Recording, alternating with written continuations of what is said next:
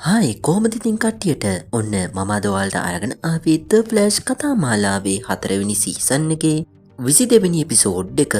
ඉතින් මේ එපිසෝඩ් එකෙන් පස්සේ 4 වෙනි සීසන් එකේ අපිට තවත් බලන්න ඉතුරු වෙන්නේ එකම එක එපිසෝඩ් එකක් විතරයි. ඉතින් ඔයාලට මතක නම් ගිය එපිසෝඩ් වලදී Flash ටීම් එකට පුළුවන් වුණා ඩිවෝයිගේ සැලසුම මොකක්ද කියලා වගේම ඒ සැලසුම නිසා ලෝකයට වෙන්නේ මොන වගේ දෙයක්ද කියලා තේරුම් ගන්න. ගිය එපිසෝඩ් එකේදී Flash ටීම් එකට පුළුවන් වුණා ඩිවෝයි මේ එයාගේ සැලසුමට හදන්න යන්න සැටලයිට් විනාශ කරන්න පුළුවන් විදියේ බෝම්බයක් හදාගන්න. ඉතින් අද එපිසෝඩ් එකේ මොනවා වෙයිද? ඩිවෝයි එයාගේ මාරාන්තික සැලසුම පටන් ගන්න කලින් එයාව නවත්තන්න ෆ්ලෑෂ් ටීම් එකට පුළුවන් වෙයිද කියලා දැනගන්න. එහෙමනම් ඉතින් අපි යමු අද එපිසෝඩ් එකට.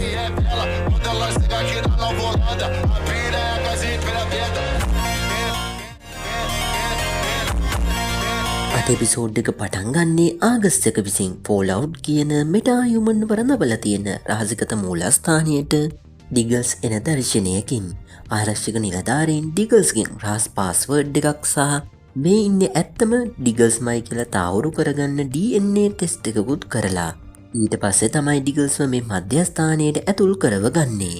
ඩිගල්ස් මෙතනට ඇතුල් වෙන්න කලින් ආරක්ෂක නිලධාරීන්ගෙන් ඉල්ලනවා මේ මධ්‍යස්ථානයේ වටා දාලා තියෙන ආරක්ෂිත සීල්ඩ් එක අයින් කරන්න කියලා.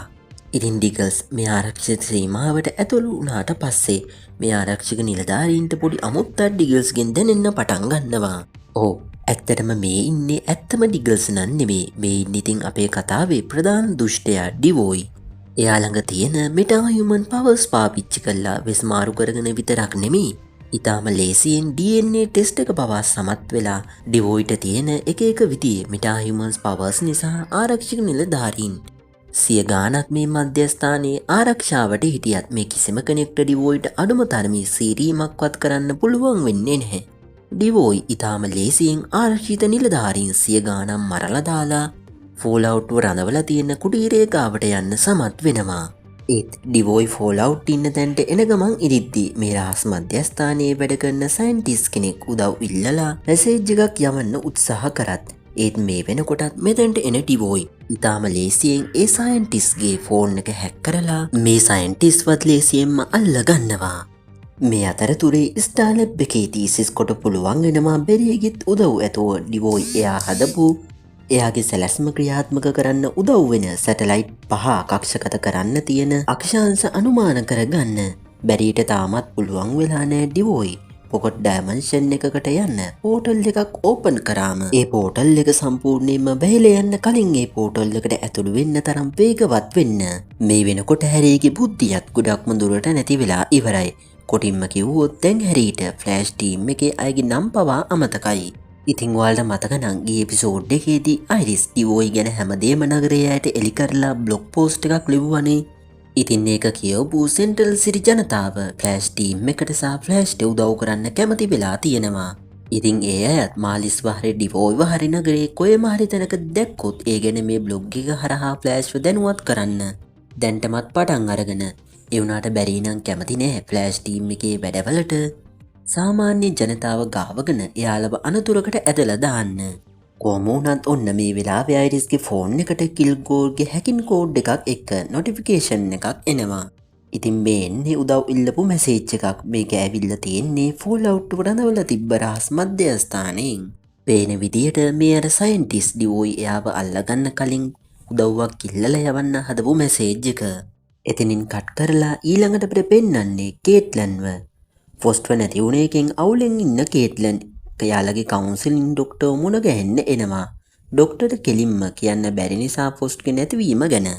තමන්ගේ නගම යාළුවෙක් නැති වුණ විදියට එයාගේ හිතේ තියෙන දේ ඩොක්ටර්ට කියලා ඩොක්ටර්ගෙන් උපදෙසක් බලාපොරොත්තු වෙනවා. ඉතින් කේට්ලන් ෆොස්ට් ගැන කිව්ව විදියට ඩොක්ටර් හිතනවා කේට්ලන්ගේ තවත් පෞරුෂත්වයක් තමයි මේ ෆොස්ට් කියලා හඳුන්වන්නේ.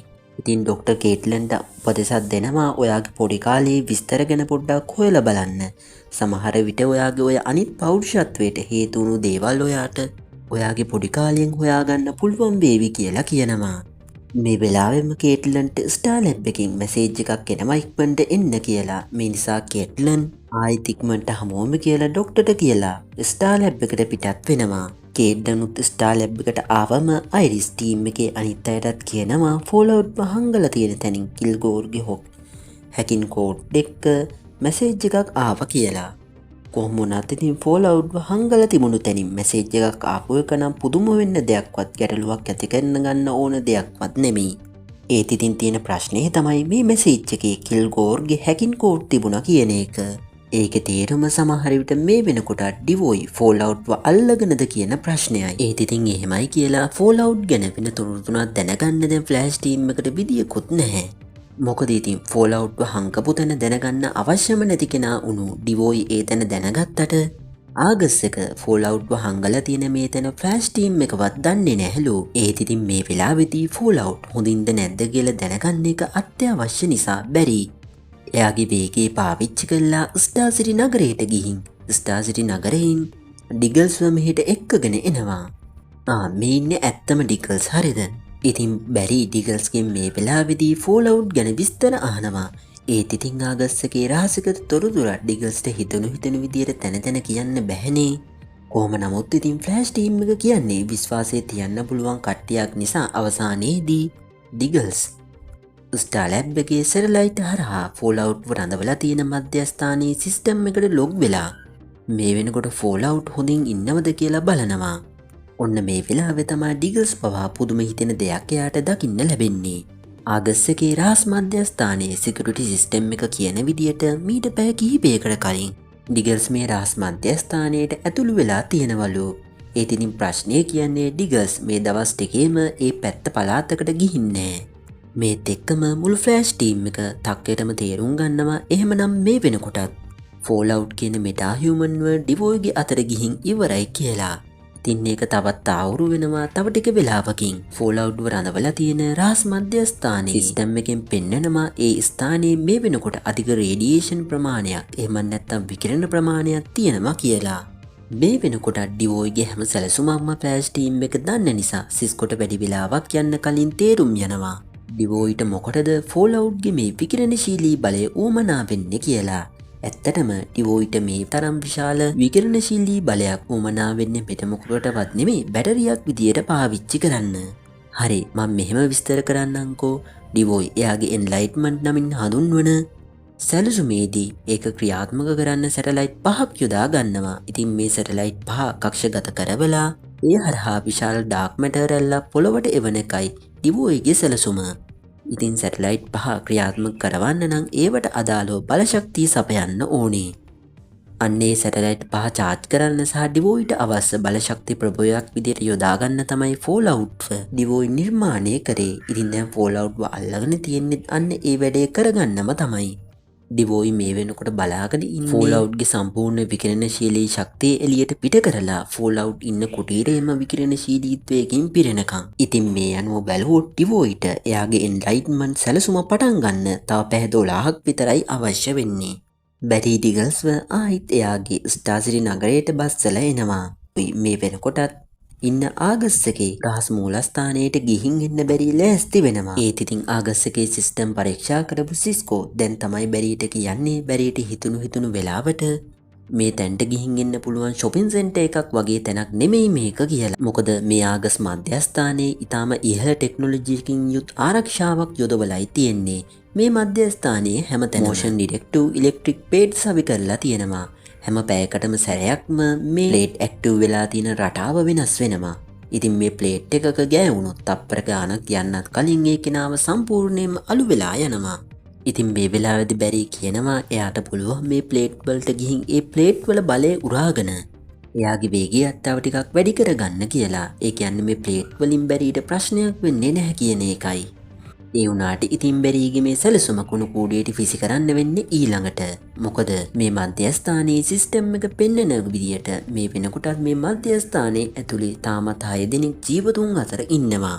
ඔව් ඩිවෝයි සේරම කට්ටියව මරලා නැහැ. අර සයන්ටිස්ට් ඇතුළු තවත් කිහිප දෙනෙක්ව ජීවතුන් අතර තියාගෙන හරියටම කිව්වොත් ප්‍රාණාපකරුවන් විදියට ඩිවෝයිගේ ගුරුත්වාකර්ෂණ බලය පාවිච්චි කරලා ඩිවෝයි ඒ අයව මේ වෙනකොටත් ඇක්ටිව් වෙලා තියෙන ඉලෙක්ට්‍රික් ප්ලේට් උඩින් පා කරවලා තියෙනවා. ඉතින් පේන විදියට ඩිවෝයි ලෑස්ති වෙලා ඉන්නේ කවුරු හරි එතෙන්ට ආවොත් මේ අයව අර කරන්ට් එක වදින ප්ලේට් උඩට අතාරින්නයි.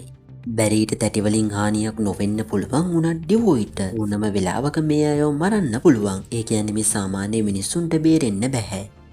මේ වෙනකොට සිසිල්ට එයාගේ බබාව ලැබෙන දිනයත් හරියාගෙනයි එන්නේ. ඉතින් ජෝ සිසිල්ව හොස්පිටල් එකට එක්කගෙන යන්න ලෑස්ති වෙලා ඉන්නවා. ඔන්න මේ වෙලාවේදී ජෝවත් සිසිල්වත් හිතපු නැති විදියට එකපාරටම සිසිල්ගේ හැසිරීම සම්පූර්ණයෙන් වෙනස් වෙනවා. සිසිල් සම්පූර්ණයෙන්ම හැසිරෙන්න පටන් ගන්නේ හරියට ජෝ වගේ කතා කරන ස්ටයිල් එකේ ඉඳන් හැසිරෙන විදිය දක්වා සිසිල් කතා බහ කරන්නේ ජෝ වගේ. ඉතින් ටික වෙලාවකින් මේ ගෙදරට පීසා එකක් ඩෙලිවර් කරන්න ඩිලිවරි මෑන් කෙනෙක් එනවා.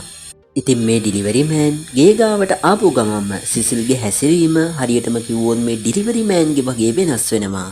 පේන විදියට සිසිල්ගේ බලය තවත් වැඩි වෙලා වගේ. දැන් එයා අනිත් අයගේ හිත කියවනවා විතරක් නෙමෙයි. එයාගේ අවට ඉන්න අයගේ හැසිරීමත් කොපි කරනවා. අයිරිස් එයාගේ බ්ලොග් පෝස්ට් එකට වැටුණු කමෙන්ට් කියවන ගමන් ඉන්නේ. මොකද මේක කමෙන්ට් එකක හරි මාලිස්ව හොයාගන්න පුළුවන් විදිය හොඩුවාවක් තියේ කියලා. ඒත් ඉතින් අයිරිස්ට තාමත් මාලිස්ව හොයාගන්න පුළුවන් වෙලා නැහැ. මේ වෙනකොටත් තමන්ගේ දැනුම සහ බුද්ධිය භාගයට භාගයටත් වඩා නැති වුණු හැරි අයිරිස් ළඟට ඇවිල්ලා කියනවා වේල්ස් කවුන්සිල් එක කිව්වා වගේ. ඔයාට මාලිස්ව හොයාගන්න ඕනේ නම් අයිරිස් ඔයත් මාලිස් හිතන විදියට පොඩ්ඩක් හිතලා බලන්න. ටික වෙලාවකට ඔයා මාලිස් විදියට ඉන්න කියලා කියනවා. ඉතින් හැරි මේ කිව්ව දේවල් එක්ක අයිරිස්ට හිතෙනවා ටිකක් මාලිස්ගේ අතීතය ගැන හොයලා මාලිස් මොන වගේ කෙනෙක්ද කියලා තේරුම් ගත්තනම් හොඳයි කියලා. ඉතින් අයිරිස් හැරි එක්ක මාලිස්ගේ අතීතය ගැන හොයන්න පිටත් වෙනකොට බැරි මේ වෙනකොට කල්පනා කර කර ඉන්නේ එයා කොහොමද තනියම ප්‍රාණාපකරුවන්වත් බේරගෙන ඩිවෝයිවත් අල්ලගන්න කියලා. මොකද බැරිට මේ වැඩ දෙකම එක සැරේ කරන්න බැහැ තනියම. ඉතින් කේඩ්ලනුයි සිස්කොයි බැරිට යෝජනා කරනවා පානාපකරුවන්ව බේරගෙන ඩිවෝයිව අල්ලගන්න බැරි එක්කම එයාලවත් ෆ්ලෑෂ් ටයිම් එකට එක්කගෙන යන්න කියලා. හරි සරලව කිව්වොත් ප්‍රාණාපකරුවන් 6 දෙනාව බේරගන්න නම් මෙයාලට ලැබෙන්නේ ඊටම සුළු කාලයක්. හරියටම කිව්වොත් තප්පරයක් වගේ පොඩි කාලයක්. බැරිට නම් මෙයාගේ ස්පීඩ් පවර් එක නිසා මේ අපිට දැනෙන්නේවත් නැති තප්පරේ ලොකු කාලයක් විදියට දැනෙනවා. මේ නිසා බැරිට ලේසියෙන්ම ප්‍රාණාපකරුවන් 6 දෙනාව බේරගන්න පුළුවන්. උනාට බැරිට එකම වෙලාවෙන් මේ අයවත් බේරගෙන ඩිවෝයිවත් අල්ලගන්න බැහැ. ඉතින් මේ වෙලාවේ කේට්ලිනුයි සිස්කොයි කරන්නේ කලින් අවස්ථා කීපයකදීම බැරි එයාගේ බලය පාවිච්චි කරලා වටේ ඉන්න අනිත් අයවත් ෆ්ලෑෂ් ටයිම් එකට ගත්තා වගේ මේ වතාවෙත් එයාලව ෆ්ලෑෂ් ටයිම් එකට අරගෙන ඩිවෝයිවත් අල්ලගන්න ගමන් ප්‍රාණාපකරුවන්වත් ආරක්ෂා කරමු කියලයි. බැරි නම් මේ අදහසට මුලින් කැමති වෙන්නේ නැහැ. කොහොම වුණත් ඉතින් වෙන කරන්න දෙයක්ුත් නැති නිසා අන්තිමේට බැරිට මේ අයිඩියා එකට අකමැත්තෙන් වුණත් කැමති වෙන්න සිද්ධ වෙනවා. කලින් නම් බැරිට වෙන කෙනෙක්ව එයාගේ වේගයට එහෙම නැත්නම් ෆ්ලෑෂ් ටයිම් එකට ගත්තම බැරිට සිද්ධ වෙනවා ඒ කෙනාව ෆ්ලෑෂ් ටයිම් එකේ තියාගන්න නම් දිගටම ඒ කෙනාව අල්ලගෙන ඉන්න. ඒ කියන්නේ ඒ කෙනාව ස්පර්ශ කරගෙන ඉන්න. ඒ වුණාට දැන් බැරිට එහෙම කරන්න අවශ්‍ය නැහැ. හරි පුහුණුවක් නැතුව කේට්ලන්ටයි සිස්කොටයි ෆ්ලෑෂ් ටයිම් එකේදී වැඩ කරන්න බැරි නිසා මුලින්ම ප්‍රාණාපකරුවන් බේරගන්න විදිය ප්ලෑන් එකක් ඇඳලා පොඩ්ඩක් ප්‍රැක්ටිස් කරලා බලනවා. බැරිට සාර්ථකව මේ දෙන්නව ෆ්ලෑෂ් ටයිම් එකට ගන්න පුළුවන් වුණත් සිස්කොට ෆ්ලෑෂ් ටයිම් එකේදී හරියට තමන්වවත් සිස්කෝගේ වයිබ් බලයන්වත් පාලනය කරගන්න පුළුවන් වෙන්නේ නැහැ. මේ නිසා ටික වෙලාවකට මේ පුහුණුව නවත්තනවා. ජෝ සිසිල්ව ස්ටාර් ලැබ් එකට එක්කගෙන එනවා. මොකද සිසිල් දැන් එයාගේ අවට ඉන්න අයගේ සිතුවිලි කියවනවා විතරක් නෙමෙයි එයාගේ අවට ඉන්න අයගේ හැසිරීමත් කොපි කරන්න පටන් අරගෙන සිසිල්ව පරීක්ෂා කරන කේට්ලන්ගේ අදහස තමයි දැන් මේ වෙනකොට සිසිල්ට එයාගේ බබාව ලැබෙන්න කාලය හරි.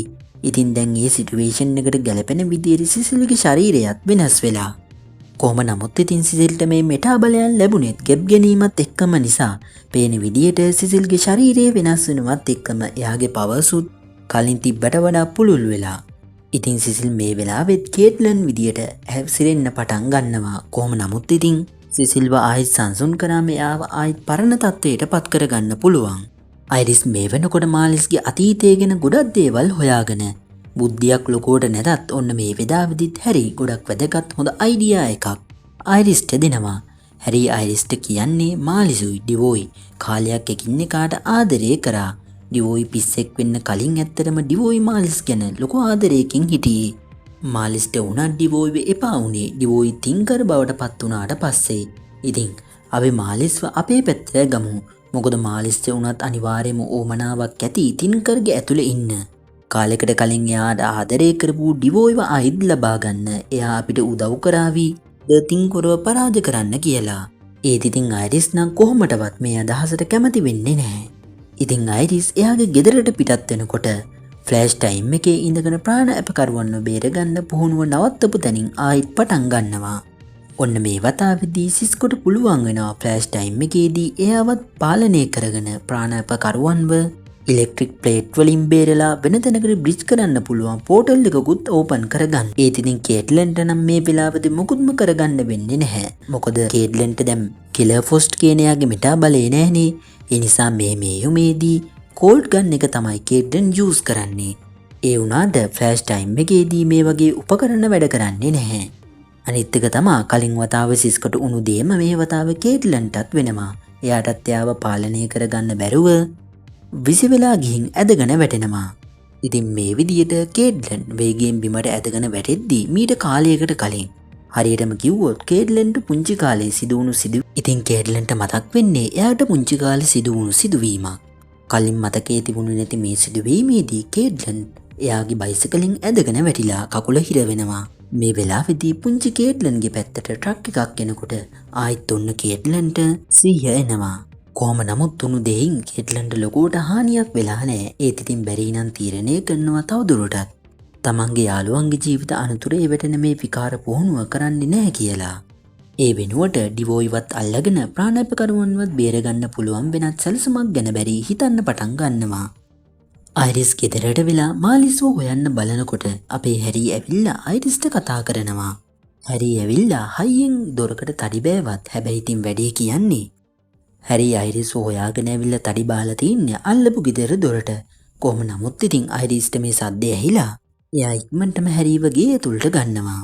හැරි අයිරිස්ට තේරුම් කරන්න උත්සාහ කරනවා ඩිවෝයි තරම් මාලිස් දුෂ්ට නැහැ අපි අපේ පැත්තට ගමු කියලා. ඉතින් මේ වෙලාවේදී අයිරිස්ට එක අයිඩියා එකක් එනවා මාලිස් ඉන්න පුළුවන් තැනක් ගැන. සිසිල්ගේ මෙටා බලයේ අලුත්ම කොටස දැන් එන්නම නරක අතර හැරිලායි තියෙන්නේ. ටිකකට කලින් නම් සිසිල් කලේ එයාගේ අපට ඉන්න අයව කොපි කරලා ඒ අයගේ පෞරුෂත්ව ලක්ෂණ විදියට හැසිරිච්ච එක විතරයි. හැබැයි ඉතින් මේ වෙලාවේදී නම් ඒක පොඩ්ඩක් දරුණු අතට හැරෙනවා. සිසිල් මේ වෙලාවේදීත් එයාගේ ළඟ ඉන්න ජෝ විදියට හැසිරෙන්න පටන් ගන්නවා. හැබැයි ඉතින් කලින් වගේ නෙමෙයි මේ වතාවේ නම් සිසිල් හිතන්නේ එයා ජෝ කියලායි. කොහොම නමුත් ඉතින් ජෝට පුළුවන් වෙනවා සිසිල්ව සංසුන් කරලා ආයෙත් එයාව පියවි සිහියට ගන්න. බැරි කොච්චර කල්පනා කරත් ෆ්ලෑෂ් ටයිම් එකේ අර සැලැස්ම ඇරෙන්න වෙන කිසිම සැලැස්මක් එයාට මතක් වෙන්නේ නැහැ. ඉතින් මේ වෙලාවේදී සිස්කෝ බැරිට කියන්නේ එන්ලයිට්මන්ට් එකට එහෙම නැත්නම් අවබෝධත්වයේ සැලැස්මට තව ඉතුරු වෙලා තියෙන පැය 10කටත් වඩා හුඟක්ම අඩු කාලයක්. ඒ නිසා අපි ෆ්ලෑෂ් ටයිම් එක යූස් කරලා ප්‍රාණාපකරුවන්වත් බේරගෙන ඩිවෝයිවත් අල්ලගමු කියලා. ඒත් ඉතින් බැරි නම් කැමති වෙන්නේ නැහැ රැල්ෆ්ට උනා වගේ එයාගේ අනිත් යාළුවන්ටත් වෙනවට. ඔව් ඒ කියන්නේ බැරි කැමති නැහැ සිස්කෝයි කේට්ලනුයි ඩිවෝයිගේ අතින් මැරලා යනවා දකින්න. කොහොම නමුත් මේ වෙලාවේදී සිස්කෝ බැරි එක ආගියු කරලා අන්තිමේට ෆ්ලෑෂ් ටයිම් එකේ සැලසුමට බැරිව කැමති කරව ගන්න සමත් වෙනවා. ඉතින් මේ වෙනකොට අයිරිස් අනුමාන කරලා තියන්නේ මාලිස් අනිවාර්යයෙන්ම එංගලන්තයේ ඇති කියලායි. අයිරිස් හැරි එක්ක මාලිස්ව හොයාගෙන යද්දී බැරි කේට්ලන් සහ සිස්කෝ එක්ක ෆෝල්අවුට් ඉන්න තැනට එනවා.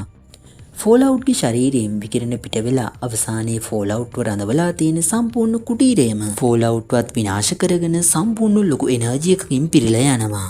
ඉතින් ඩිවෝයි ෆෝල්අවුට් හිටපු කුටීරයත් පුංචි කරලා හරියටම ගියෝ බැටරි එකක සයිස් එකට පුංචි කරලා එයාගේ සාක්කුවේ දාගෙන පොකට් ඩයිමන්ෂන් එකකට යන පෝටල් එකකුත් ඕපන් කරලා ඒකට ඇතුළු වෙනවා. මේත් එක්කම බැරි කේට්ලන් සහ සිස්කෝ එක්ක ෆ්ලෑෂ් ටයිම් එකෙන් මෙතෙන්ට එනවා. බැරි ඉලෙක්ට්‍රික් තැටිවල තිබුණු එනර්ජි එක උරාගෙන තවත් වේගවත් වෙලා ඩිවෝයි ඇතුළු වුණාට පස්සේ මේ වෙනකොට වැහිමින් තියෙන පොකට් ඩයිමන්ෂන් එකේ පෝටල් එකට ඇතුළු වෙනකොට කේට්ලනුයි සිස්කෝයි ප්‍රාණාපකරුවන් 6 දෙනාවම සාර්ථකව බේර ගන්නවා. ඩිවෝයි නගරයේ මැදට ඇවිල්ලා එයාගේ සැලසුමේ ප්‍රධානම අවය වුණු එයා හදපු සැටලයිට් පහම ගුරුත්වාකර්ෂණ බලය හරහා ගුවන්ගත කරවනවා. මේත් එක්කම ඩිවෝයිගේ පෝටල් එකම මෙතනට ආපු බැරි එයාගේ වේගය සහ ඇමියුනිට් දීපු බෝම්බේ පාවිච්චි කළා ඩිවෝයිගේ සැටලයිට් පහින් එකක් සම්පූර්ණයෙන්ම විනාශ කරනවා. මොකද ඩිවෝයිට එයාගේ සැලැස්ම ක්‍රියාත්මක කරවන්න නම් අනිවාර්යයෙන්ම සැටලයිට් පහම අවශ්‍ය වෙනවා. ඉතින් එකක් විනාශ වුණා කියන්නේ ඩිවෝයිගේ සැලසුම එතනින්ම ඉවරයි. බැරි ඉන්න තැන්ට එන ඩිවෝයි බැරිට කියනවා තමුන්නම් කවමදාවත් පාඩමක් ඉගෙන ගන්න කෙනෙක් නන්නෙමී. මිස්ටර් බැරි ඇලන් එන්ලයින්මන්ටගෙන් පස්සේ මුළු ලෝකේම සාමකාමී වේවී යුද්ධය සදහටම ඉවර වෙලා මිනිස්සුන්ගේ මනස නිදහසින් පෙරේවි ෆෝන්වල්ට හිරවෙලා එලෙක්ට්‍රික් ඩිවයිස් වල ගෙවන ජීවිතය අවසන් වී. මිනිස්සු පරිසරයට කරන දහසක් විනාශයන් නැවති ඇයි තමුන්ට එන්ලයිට්මන්ටගේ හොඳ පැත්ත දකින්න බැරි කියලා අහනවා. ඉතින් මේකට උත්තර දෙන බැරි කියන්නේ එතකොට ඩිවෝයි තමුන් කියන්නේ මුළු ලෝකයේම මිනිස්සුන්ට මතකේ නැතිවෙන එකද ලෝකයට හොඳක් වෙනදී තමන්ගේ ආදරණීයන්ව තමන්ට මතක හිටින්නේ නෑ දරුවන්ට දෙමව්පියන්ව මතක නෑ මිනිදර සැමියාව මතක නෑ මේ වගේ ලෝකයක්ද සාමකාමී ලෝකයක් කියන්නේ ආදරයක් කරුණාවක් නැති ලෝකයක් මොකටද කියලා අහනවා. ඉතින් මේකට උත්තර දෙන ඩිවෝයි කියන්නේ මිස්ටර් බැරි හැඟීම් තමයි හැම විනාශයකම මුල මම එක අත්දැකීමෙන් අවබෝධ කරගත්තා. කොහොම නමුත් තමුන්ට මාව කවමදාවත් පරාද කරන්න බැහැ කියන ඩිවෝයි ආයිත් මෙතනින් යනවා. ප්‍රාණපකරුවන්ව බේරගත්තට පස්සේ කේඩ්ලන් කලින් යා පුහුණුව වෙලාවේ අනතුරට පත් වුණාම දැක්ක පොඩි කාලේ මතකයන් ගැන සිස්කොට කියලා සිස්කෝගෙන් ඉල්ලනවා ඒ මතකයේ සම්පූර්ණයෙන්ම එයාට බලන්න ඕනි කියලා. ඉතින් සිස්කෝ එයාගේ බලය පාවිච්චි කළා කේඩ්ලන්ට මේ වෙනකොට අමතක වෙලා තියෙන ඒ මතකය ආයිත් පෙන්නනවා. ඉතින් එදා කේඩ්ලන් පුංචි කාලේ අර බයිසිකල් අනතුරින් පුංචි කේඩ්ලන් බය වෙනවා. මේත් එක්කම පුංචි කේඩ්ලන්ගෙන් කිලර් ෆොස්ට් මතුවෙනවා. ඔව් ඒ කියන්නේ කිලර් ෆොස්ට් කියන චරිතය කේඩ්ලන් තුල සංගවිලා ඉඳලා තියෙන්නේ. පාටිකල් ඇක්සලරේටර් එක පිපිරෙන්නත් කලින් ඉඳලමයි. ඒ කියන්නේ කොහොමඩවත් කිලර් ෆොස්ට් කියන්නේ අපි මෙච්චර කාලයක් හිතාගෙන හිටියා වගේ පාටිකල් එක නිසා නිර්මාණය වුණු මෙටා හියුමන් කෙනෙක් නෙමෙයි. ඒත් ඉතින් එයා ඇත්තනම කවුද කියලා නම් අපිට දැන්ම දැනගන්න පුළුවන් වෙන්නේ නැහැ.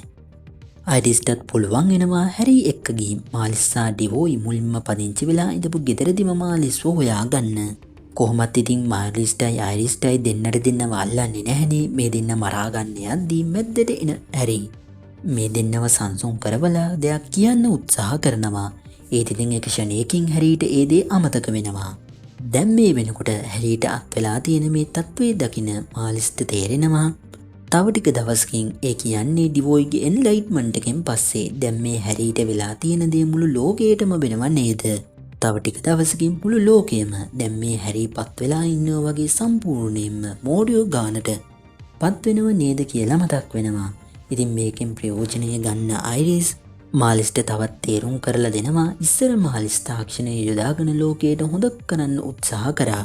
ඒ නිසා කරුණා කළා දැන්වත් අපිට උදව් කරන්න කියලා මාලිස්ව හරි පැත්තට ගන්න උත්සාහ කරනවා. ඩිවෝයිව පැරද්දුවා කියලා හිතාගෙන බැරිලා ස්ටාර් ලැබ් එකට එනවා. ඒත් ඉතින් ටික වෙලාවකින් සිස්කොට තේරෙනවා මේ වෙනකොට ස්ටාර් ලැබ් එකට අයිති වෙලා තිබුණු ස්ටාර් ලැබ් සැටලයිට් එක මේ වෙනකොට තියෙන්නේ වෙන කෙනෙක්ගේ පාලනය කියලා. ඔව් ඒ තමයි ඩිවෝයි. මොකද ඩිවෝයිට එක සැටලයිට් එකක් නැති වුණත් තව සැටලයිට් ඕන තරම් තියෙනවනේ කියලා. එයා මේ වෙනකොට ස්ටාර් ලැබ් එකට අයිති සැටලයිට් එක එයාට නැති වුණු සැටලයිට් එක වෙනුවට ලබාගෙන කොටින්ම කිව්වොත් ඩිවෝයි මේ වෙනකොට ඉන්නේ ෆ්ලෑෂ් ටීම් එකට අයිති මේ ස්ටාර් ලැබ් එකේම ෆ්ලෑෂ් ටීම් එකේ රහස් කුටීරය ඇතුලේ. ගිඩියන්ව හැක් කරලා තියෙන ඩිවෝයි ගිඩියන්ට කලින් වතාවකදී ඩිවෝයි හොරකම් කරපු ඩාර්ක් මැටර් කොප්පිය සහ එයා දැන් ටිකකට කලින් නිර්මාණය කරපු අතිවිශාල බලයක් තියෙන බැටරිය සම්බන්ධ කරලා අතිවිශාල ඩාර්ක් මැටර් රැල්ලක් ස්ටාර් ලැබ් සැටලයිට් එක වෙත යවනවා. ස්ටාර් ලැබ් සැටලයිට් එකට එන මේ අතිවිශාල ඩාර්ක් මැටර් රැල්ල ස්ටාර් ලැබ් සැටලයිට් එක අනිත් සැටලයිට් අතර බෙදා හරිනකොට අවසානයේ මේ විදියට ඩිවෝයි එයාගේ සාර්ථකත්වයට ළඟා වුණා. ඔව් ඒ කියන්නේ අවබෝධත්වයේ සැලසුම එහෙම නැත්නම් එන්ලයිට්මන්ට් එක පටන් ගත්තා. ඉතින් අද එපිසෝඩ් එක මෙතනින් ඉවර වෙනවා. ඉක්මනටම ඊළඟ එපිසෝඩ් එකෙන් හමු වෙන බලාපොරොත්තුවෙන් අදට අපි සමු ගන්නවා. එමනම් ඉතින් හැමෝන්ටම සුබ දවසක්.